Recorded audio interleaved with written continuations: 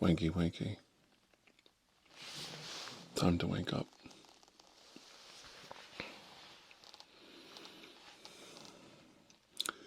Ooh.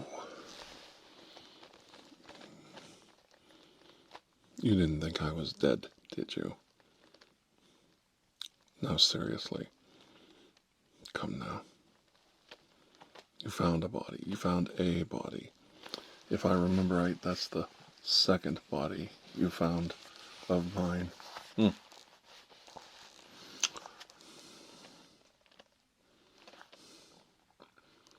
You found 2 bodies already, and yet you are convinced, beyond a shadow of a doubt, without DNA, without familial comparisons, that I'm just gone. Gone. It's amazing how much faith you put into your rudimentary sciences when someone with my wealth and taste. Do you think I have merely 1 or even 2 or even 3 bodies to choose from? Immortality is not within our grasp. No. No, not even close. It's the dreams of a madman to think the frail human body could ever last more than a century. The wear and tear, the constant abuse,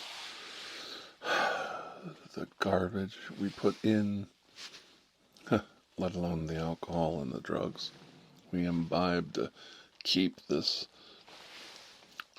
putrid, weak, syphilitic body going. It's no wonder we die so young. But the end of me? No. I'm quite perturbed at that. You would even think that. I mean, I had to die publicly. I had to die where the FBI could find my body. I didn't want years and years and years of searching, a never-ending quest, one agent after another, taking up the windmill, charging it, jousting it, searching for an elusive Sasquatch in the middle of the desert, trying to find clues like a modern-day Sherlock Holmes. No.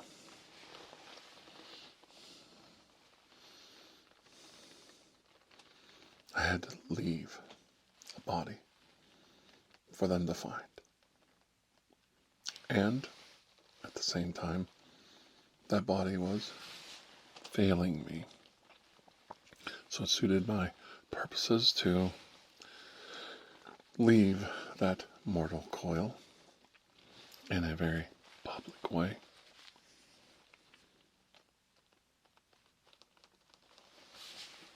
And reassert myself in a new body. The one that you see before you. Oh, the DNA. It matches close enough. Oh, I look similar. I act similar to what I used to be. But I'm a new man. New purpose. New beginning.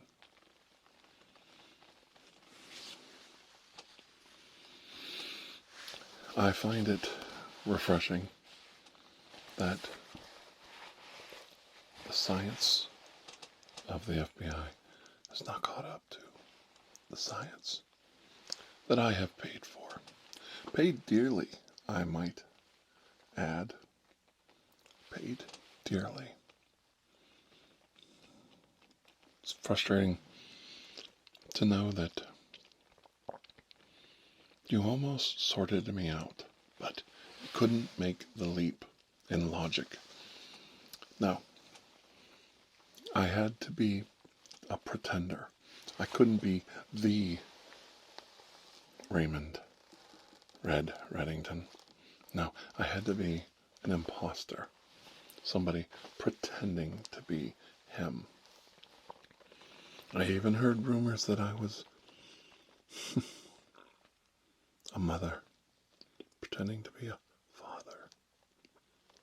Oh, how good of you to come up with these scenarios. After all, once we're left with the results, we must obey the logic of the solution. And that was the logical conclusion. I was not who I claimed to be.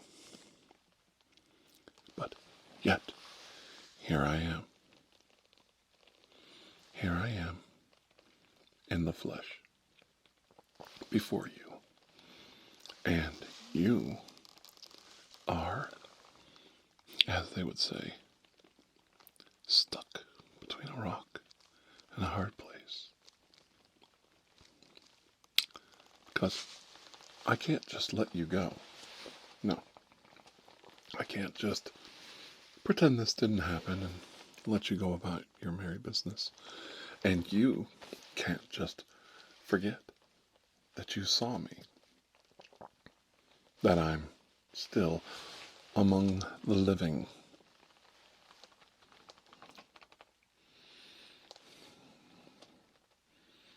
I find it fascinating that we have a conundrum here that can't easily be fixed. Yet, I have a solution. I knew going forward things would never be the same. My health had deteriorated and I'd aged way past my usefulness. My company, my business completely liquidated. I was of no longer any use to the FBI. I had my reasons for wanting to leave it. As I said, I'd outlived my usefulness, but I found myself in love again. My granddaughter, I just could not let her go. No, I just could not stand by and let her grow up without guidance, without a guardian angel watching over her, knowing how vicious and evil this world is. She deserved at least a guard dog, if not a guardian angel.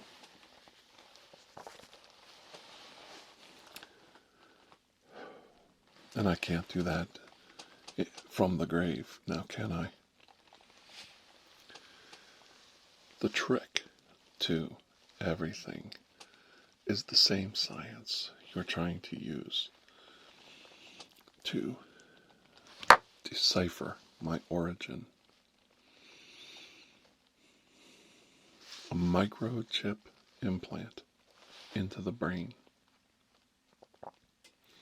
Its removal easily disguised by the destruction that bull wrought on my body.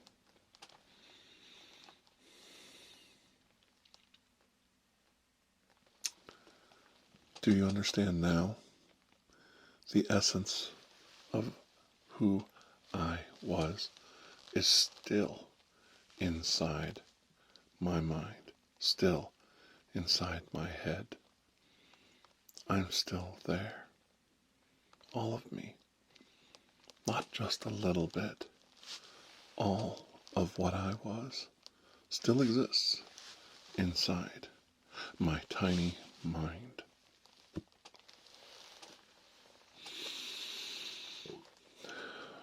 It's like being reborn. You go to sleep, the pain goes away, and you awaken, refreshed. But the pain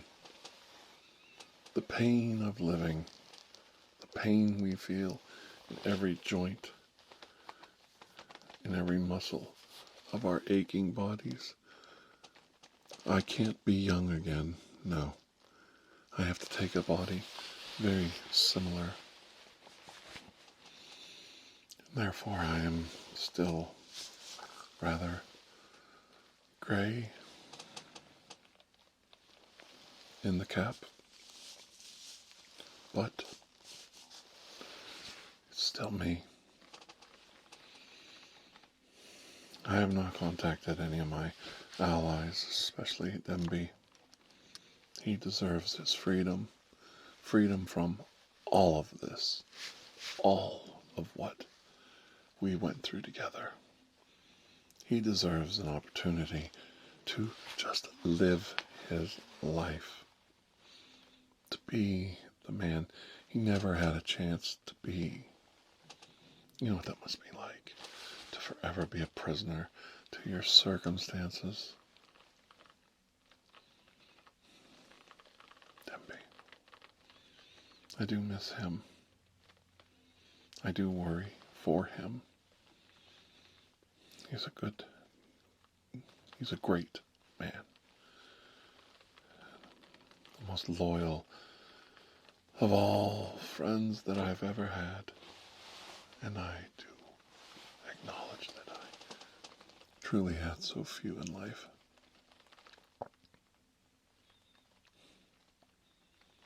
The organizations that I run are run mostly by fear, through power, and through the illusion of both. I don't know what more to tell you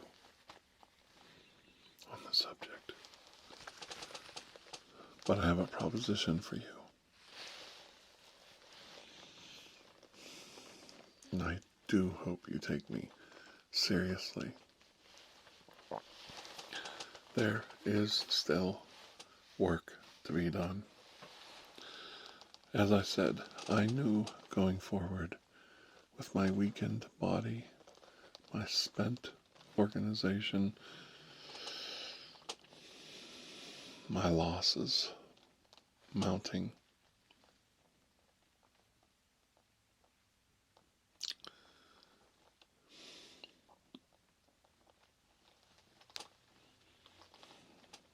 it was time for a change. Time for a break, a clean break. And that's what led me to where I am right now with you here.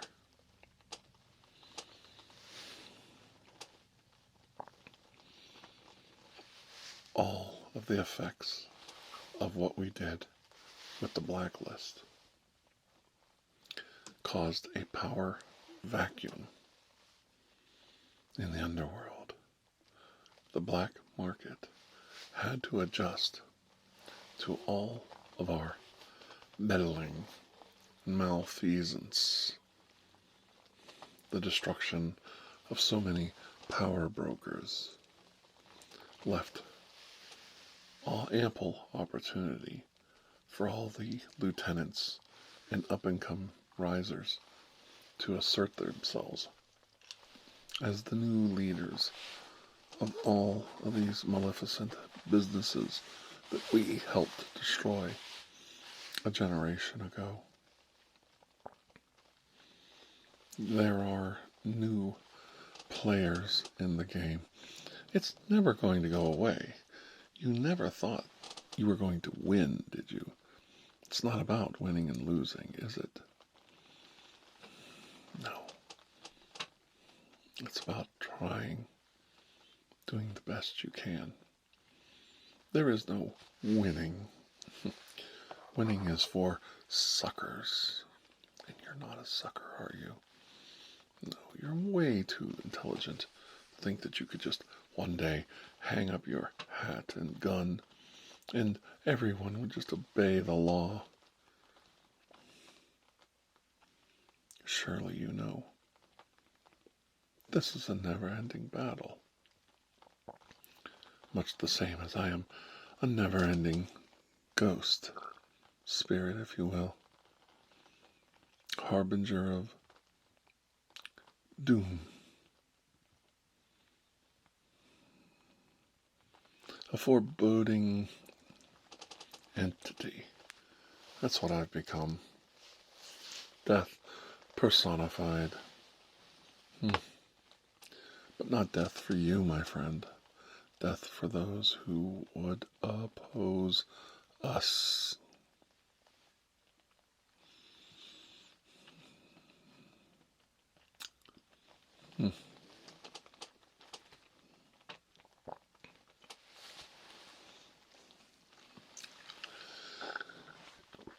I wonder if you're up to the challenge. I've lost so many allies over the years, so many allies gone.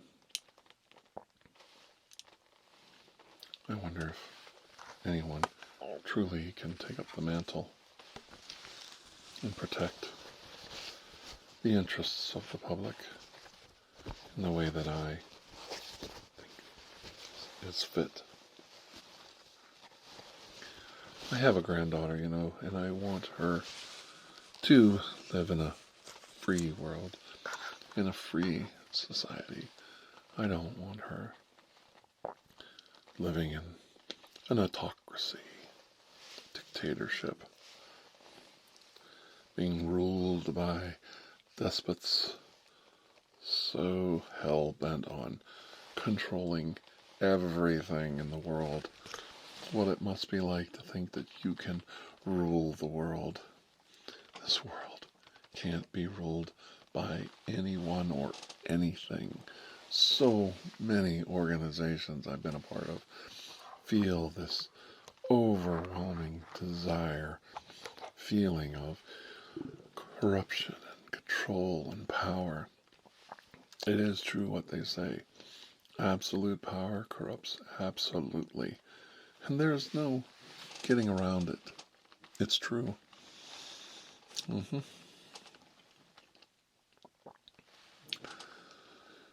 But to rule the world, that'd be silly. One riot, one rebellion. You're just one assassin's bullet away from losing it all. And that's why I learned a long time ago that you have to deal with death straight on, straight at you, coming directly at you. And that's why I have spare bodies lying around, waiting for the eventual assassin's bullet. Of course, one could get lucky and destroy the microchip that's wired into my skull. But the chances of that are a lot better than just dying of food poisoning, I say, in some hotel in Timbuktu.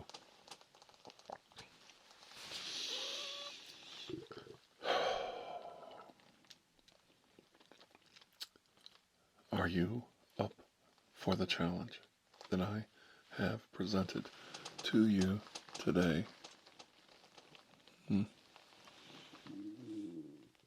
I wonder. I am truly concerned with the class of agent this modern day FBI has. Your fearless leader, the Orange Jesus, as I like to call him, has nothing but gutted out some of the best agents the Bureau has ever seen. We wouldn't want an honest man doing an honest day's work now, would we? But what do you expect from a felon and his overreaching staff of sycophants? I don't know what I despise more. I really don't. I don't know if I despise what he is or what we have become. And I want you to think about that for a minute. The problem with democracy is everybody has an opinion. The problem with dictatorships is that no one is allowed to have an opinion. And there's where the two shall ever meet, in opposition to each other. But the rabble that he's put in charge, like at the CIA, the FBI, even the NSA, is truly mind-boggling. I am gobsmacked by the level of stupidity, the lack of IQ points. There's not an Einstein amongst them.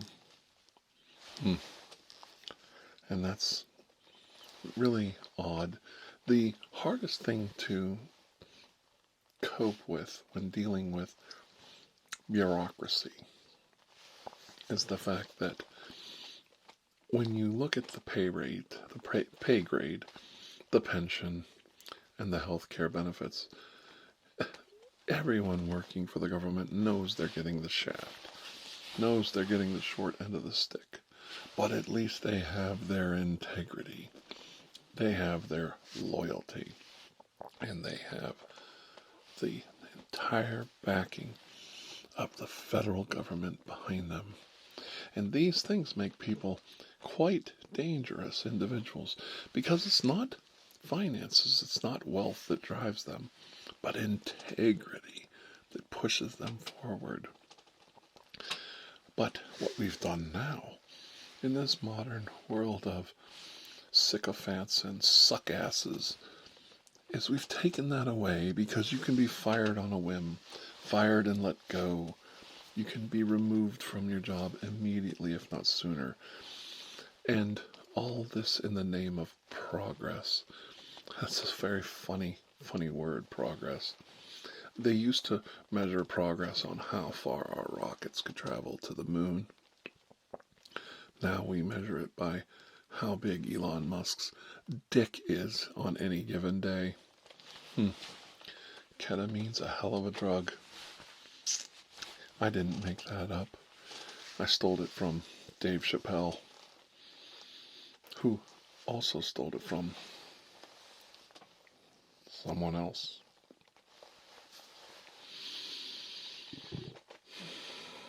I miss Rick James. I miss him.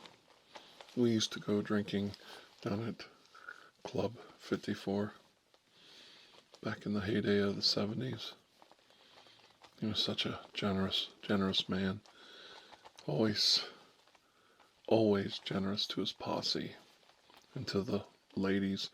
A real gentleman.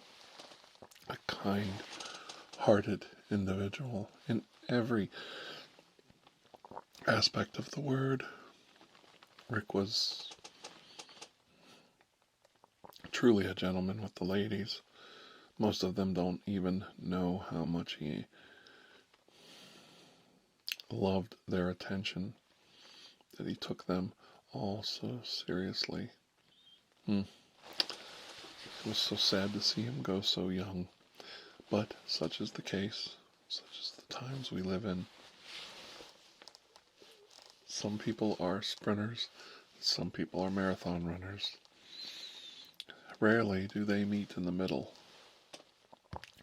I try to pick the marathon runners so that I will be able to build a friendship, an enduring friendship over time, but in the end, most are sprinters. And I have to live with that. What are you, my friend? Are you a sprinter? Are you a long-distance runner? What do you think? Do you want to suppose what you think you are to me? I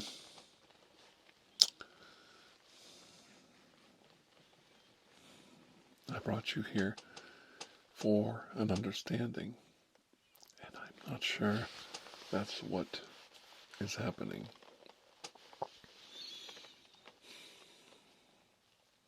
Your eyes still can't tell your brain to see what is before you, and I find that fascinating, absolutely intriguing, that you don't believe what your eyes are telling you, what your ears are hearing. But I'm right here before you. You're going to have to deal with me. I had a horrible experience when I was a child. A school teacher that was absolutely horrific in every way. Now, in most of these cases, the teacher acts the way he does, because of keeping control, focusing on disciplining the children, keeping them in line as you would. It's hard to teach unruly children.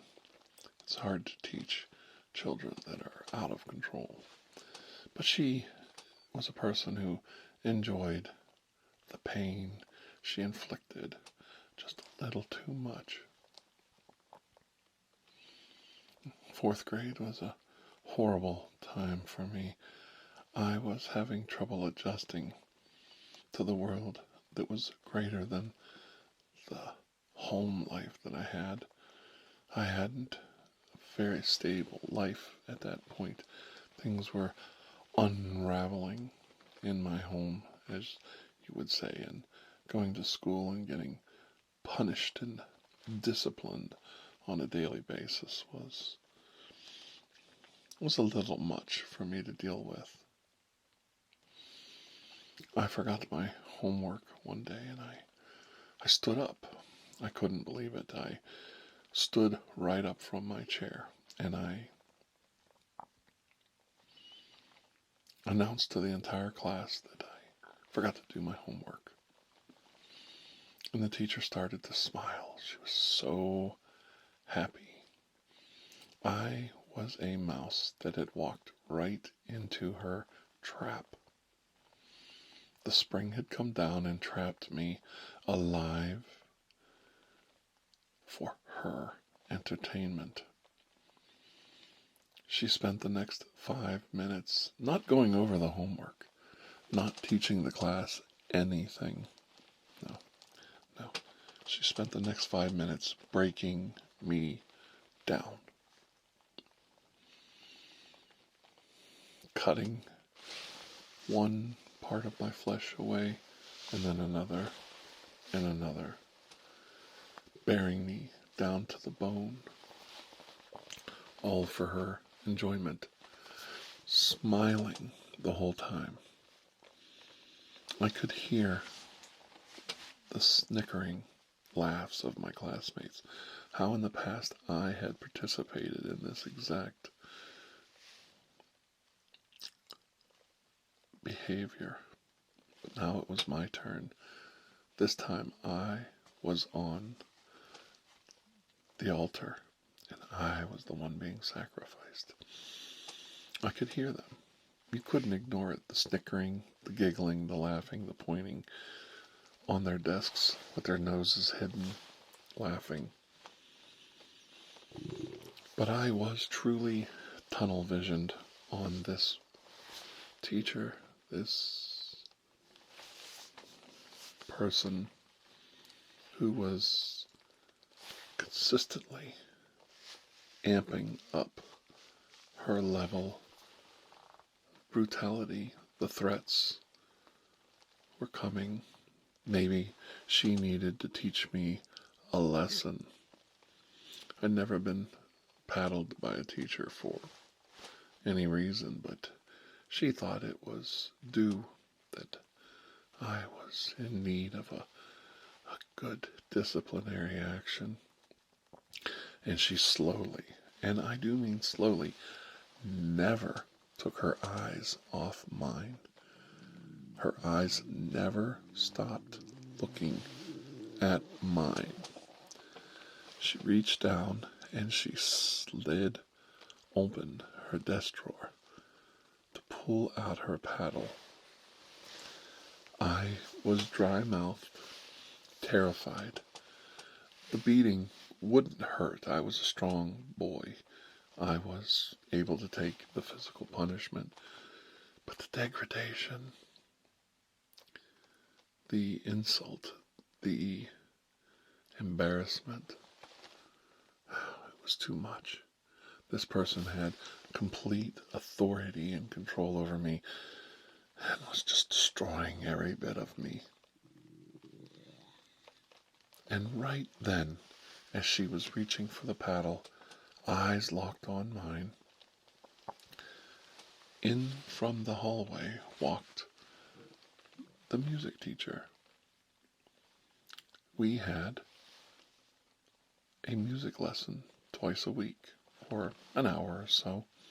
The music teacher would come in and teach us about instruments and different things, music. And he just walked in. She said, well, I guess we'll have to deal with this later. And she let down the paddle, never took her eyes off me, slid the drawer shut. Oh, the smile she had. The smile. I'll never forget that evil, evil smile. And then she handed the class over to the music teacher. I sat through that music lesson, red-faced, horrified, broken, hot, like I had a fever. I never forgot what she put me through. I was so angry, so hurt, so despondent. But I was relieved because I had literally been saved by the bell.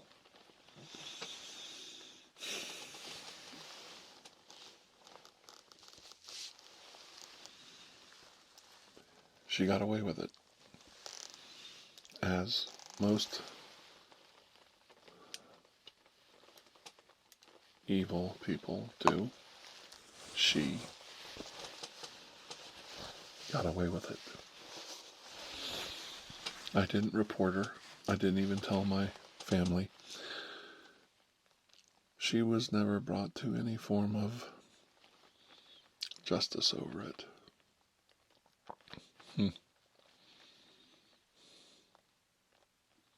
And I live with it.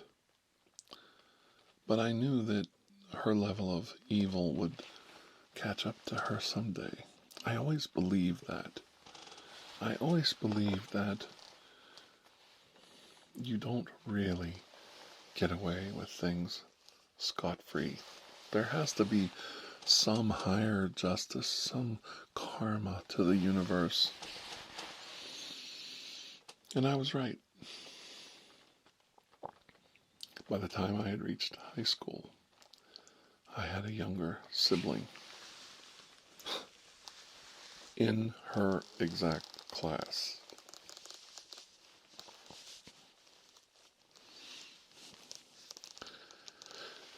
And she walked into the boys' restroom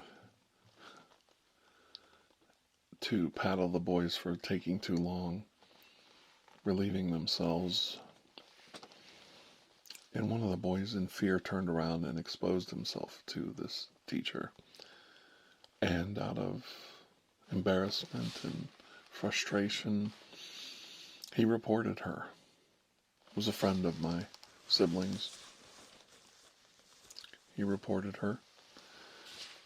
She couldn't escape what she did. There was too many witnesses, and the children were all too eager to report her on behalf of their friend. Somebody had finally spoken up, and somebody was finally heard. To be honest, she was long in the tooth at that point, and they were probably looking for a reason to get rid of her. They were probably happy to hand her walking papers. It's the way the world works. She had outlived her usefulness, as they say. Well, needless to say, she lost her job in disgrace. What a way to go. Losing your job as a unmarried spinster that turned out to be a Peter Peeper. I couldn't think of a better way for her to go out the door. There is a certain righteousness in finding out the end of that story.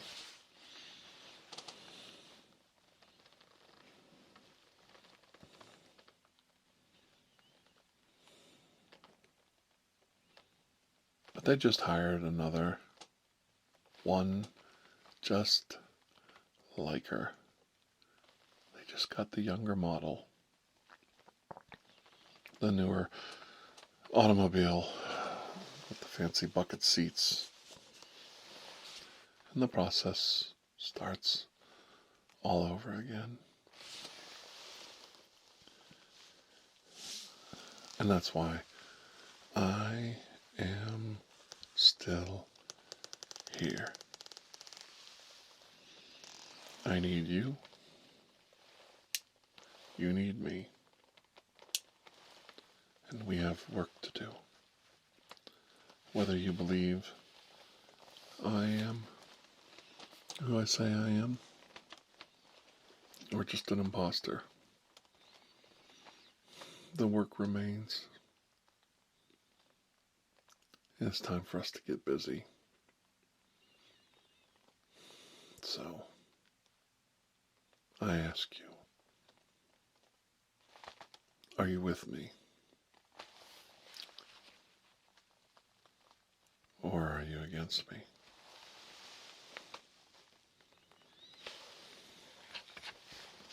Because I have a very, very long list of names.